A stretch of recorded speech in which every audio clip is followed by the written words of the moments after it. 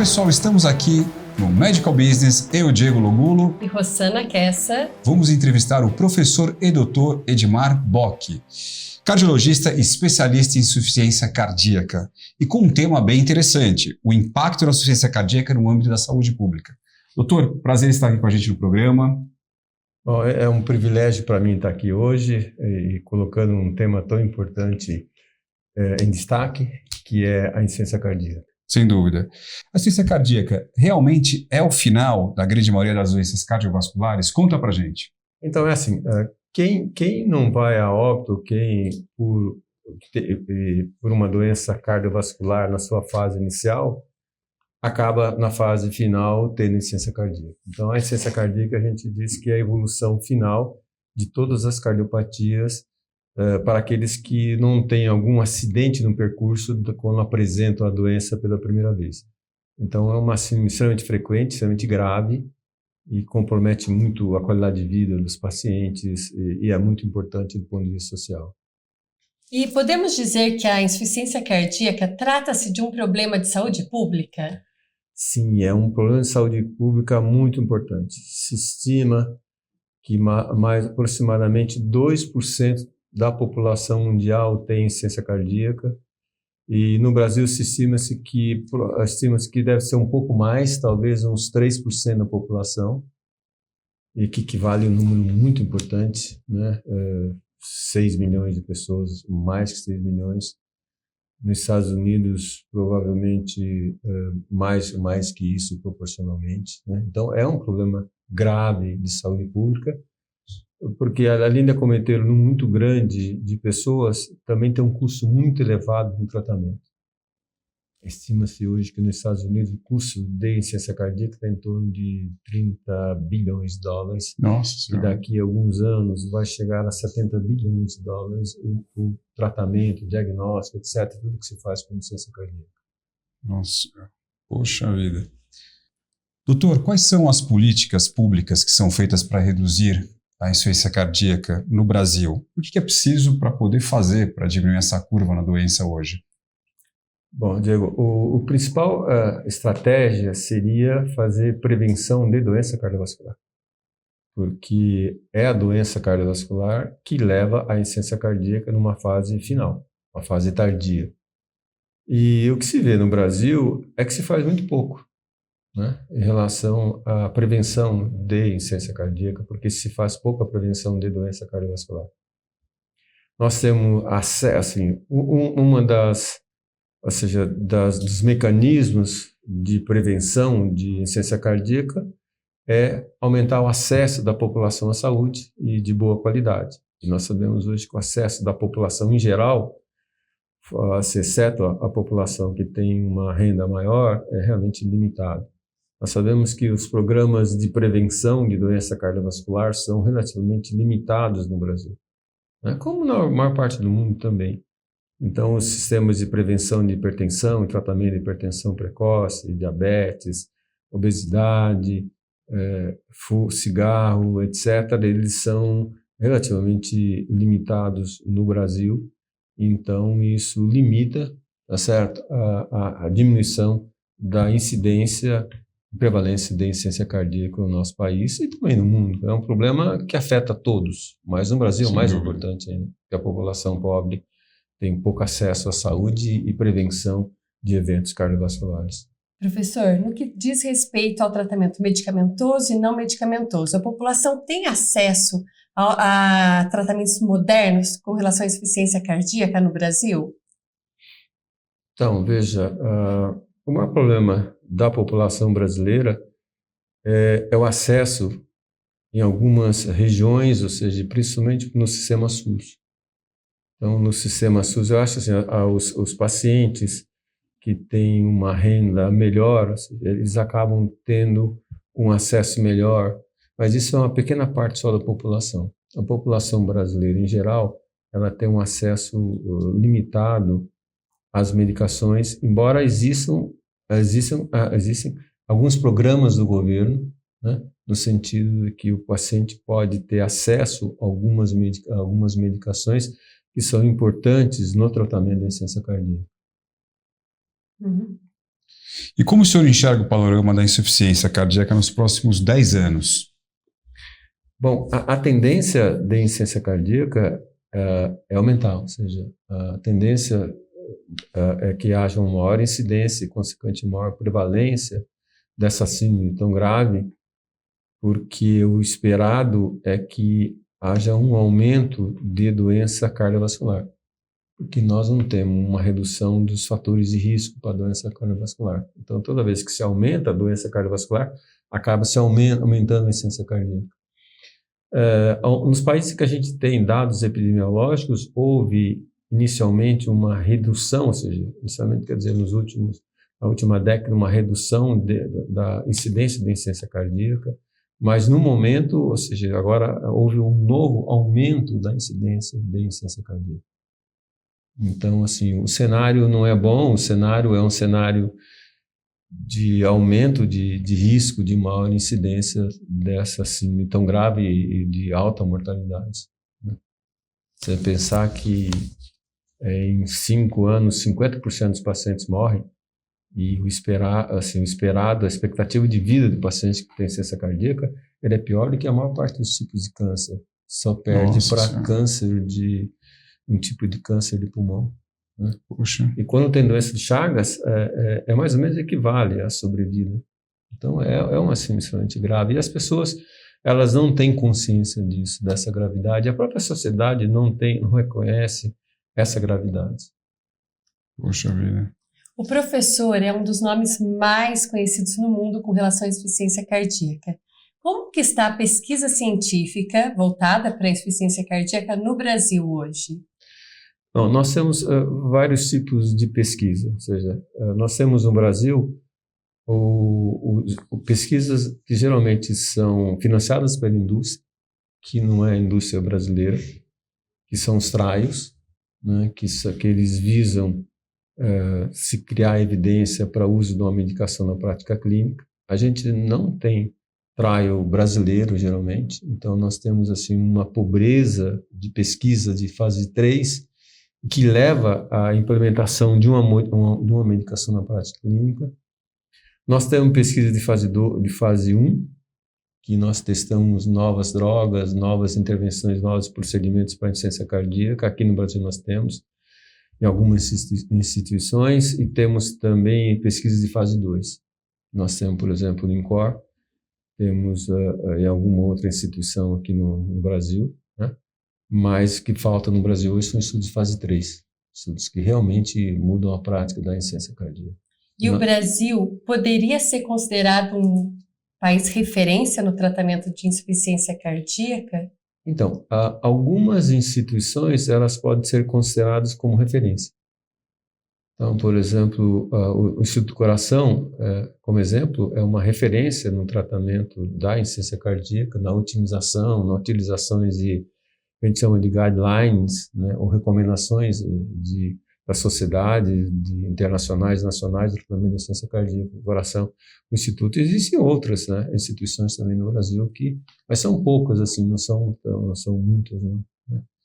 Quais os países que têm maior índice de insuficiência cardíaca hoje no mundo? Então, os países que mais têm são os países que mais têm doença cardiovascular.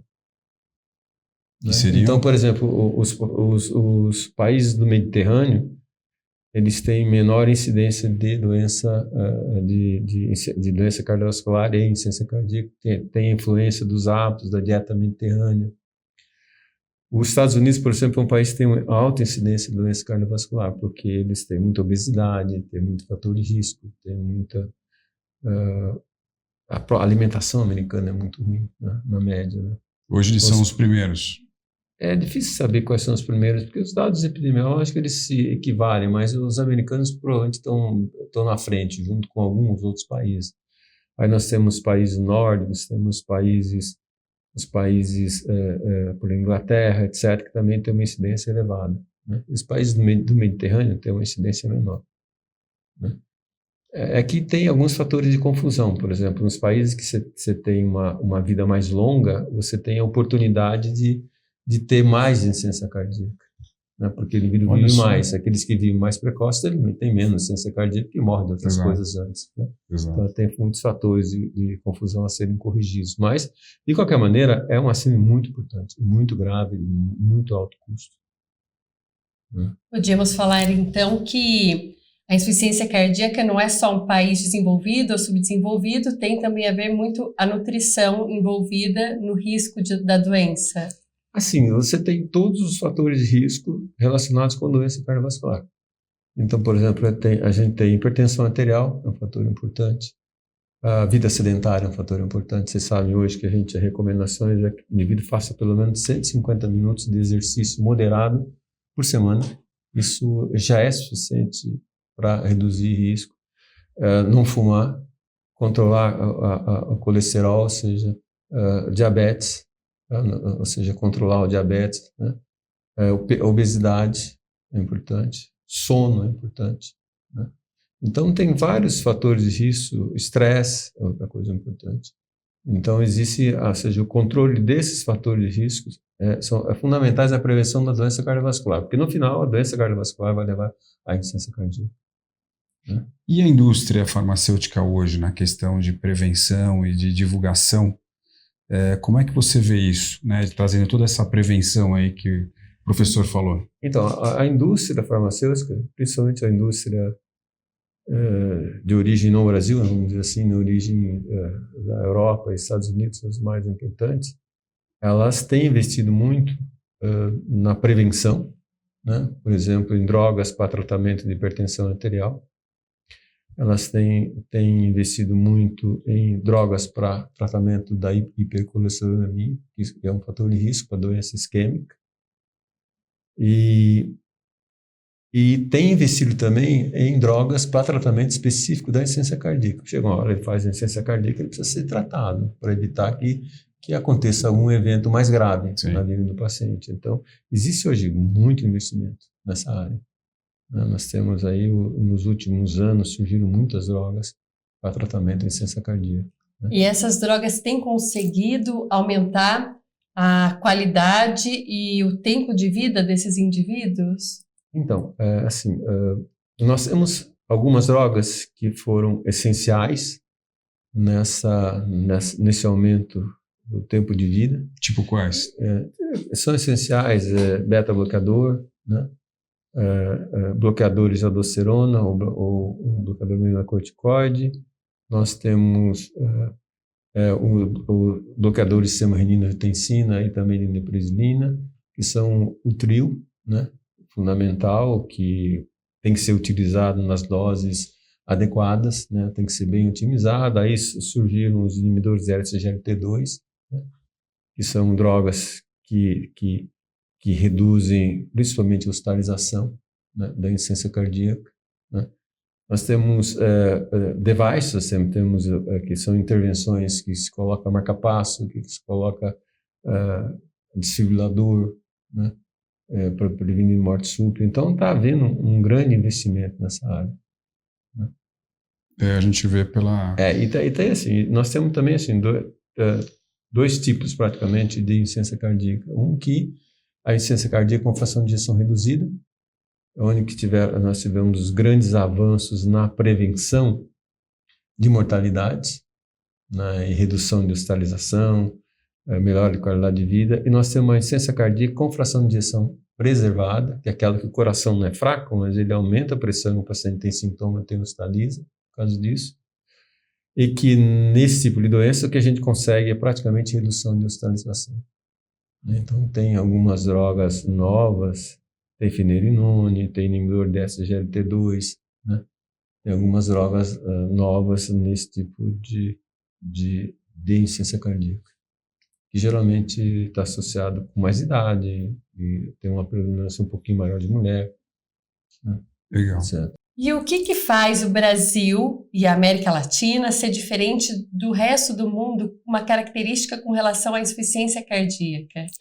Bom, a América Latina e o Brasil têm alguns aspectos que são importantes em relação ou seja, que são diferentes em relação ao mundo, que são importantes. Primeiro, é que o paciente no Brasil, ele apresenta a insuficiência cardíaca mais jovem. porque ele tem menor acesso à prevenção e, com isso, ele passa a ter insuficiência cardíaca mais precoce. O segundo aspecto importante é a doença de Chagas. A doença de Chagas é uma doença típica da América Latina e do Brasil, né? De alta gravidade, ou seja, de alta mortalidade. A mortalidade é maior do que na insuficiência cardíaca comum, ou seja, de outras etiologias. É difícil o tratamento, né? E é progressiva, então isso difere. E algumas regiões, às vezes, praticamente todos, assim, a maioria dos casos de insuficiência cardíaca é por doença de Chagas, como, por exemplo, algumas regiões de Minas, algumas regiões de Goiás, São Paulo, Santa Catarina, Rio Grande do Sul e Rio de Janeiro nem tanto, Mato Grosso Santana, mas algumas regiões é uma doença extremamente comum e extremamente grave. E que é uma doença que tem muito pouca pesquisa a respeito disso. Professor, e o que o INCOR está fazendo em relação a isso, Brasil e mundo? Então, o primeiro ponto é assim, a preocupação do INCOR com essa doença que afeta a América Latina e o Brasil, que é a doença de Chagas, né?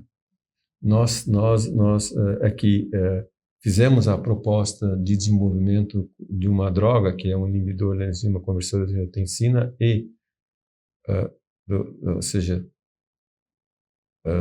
que foi testada com uma droga que é sacubitril/valsartana, que é uma pesquisa brasileira, assim, de desenvolvimento no Brasil e que foi proposta pelo Brasil, e foi proposta pelo INCOR, e que está finalizando, e nós esperamos que tenha um resultado positivo, porque é um trial, realmente é um trial, né? Um estudo randomizado, prospectivo, de alta qualidade, né? Testando sacubitril/valsartana versus enalapril, para ver se essa droga, sacubitril/valsartana, ela acrescenta, né, um melhor resultado.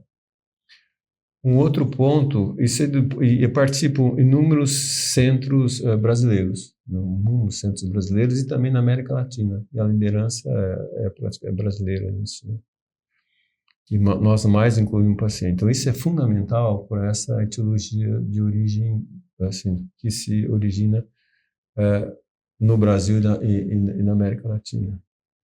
O outro ponto, nós estamos aí especificamente no INCOR, nós estamos testando cannabis pela primeira vez, o CBD, em pacientes com insuficiência cardíaca.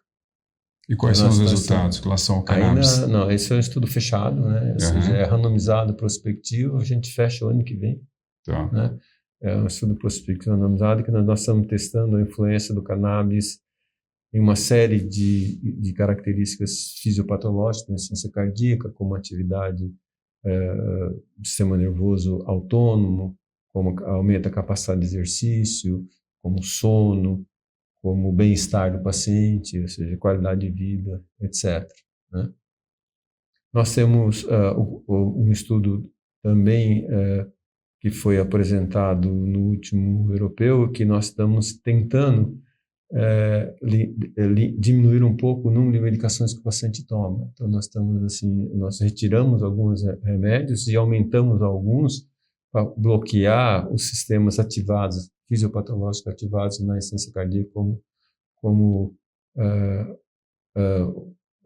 catecolamina, semrenina, aldosterona, foi estudo catedral, e nós mostramos, agora nós vamos dar continuidade, mostramos que nós podemos, com isso, reduzir talvez o número de remédios que os pacientes tomam e com o mesmo resultado. Fantástico. Nós também tivemos um estudo randomizado prospectivo, esse já foi publicado, está sendo publicado, mas é um estudo que foi apresentado no último congresso do American Heart Meeting, que é um dos principais congressos do mundo, mostrando que o sacubitril/valsartana diminui a incidência de cardiotoxicidade. Como se sabe, quando se faz quimioterapia dos pacientes com câncer, principalmente câncer de mama, né? E nós temos a possibilidade de desenvolvimento de uma cardiomiopatia e, consequentemente, insuficiência cardíaca. Então, nós usamos sacubitril/valsartana num estudo prospectivo randomizado, né? Placebo controlado, e nós mostramos que essa droga, pela primeira vez, a apresentação, ou seja, esse resultado foi apresentado pela primeira vez no mundo, mostrando que essa que essa droga pode reduzir a incidência de cardiotoxicidade. Fantástico, né? Fantástico. Então, é isso mais ou menos que a gente tem. Aí nós temos vários estudos em relação à insuficiência cardíaca, relação com potássio, relação com várias coisas, né, que a gente Muito desenvolve. bom. Mas, assim, geralmente, esse estudo nosso de fase 2 para fase 3, né? Isso que a gente tem buscado, né? Muito bom, muito bom. Doutor, a gente tem aqui uma pergunta que é clássica aqui do Medical Business, que a gente vai fazer aí para você. Se você não fosse doutor e professor, o que você seria? Você vai responder olhando para aquela câmera do meio ali, ó. Eu seria ator, eu acho. Ator. Excelente. Por que ator? Porque eu acho que o ator tem chance de viver várias personagens durante a vida. Olha só, hein? Muito bom. E isso pode dar uma riqueza muito grande e fazer com que o indivíduo tenha um grande desenvolvimento espiritual, tá certo? Desenvolvimento intelectual, desenvolvimento etc. Eu acho que essa é uma possibilidade. Fantástico, fantástico. Temos um amigo em comum, Fernando, da editora Segmento, que fala, inclusive, que você lembra o Chevy Chase. Bom, aí é outra história. Aí realmente eu não posso dar opinião, mas eu acho que você... Mas isso, veja, uma parte disso nós já fazemos na atividade científica que nós desenvolvemos. Atuar.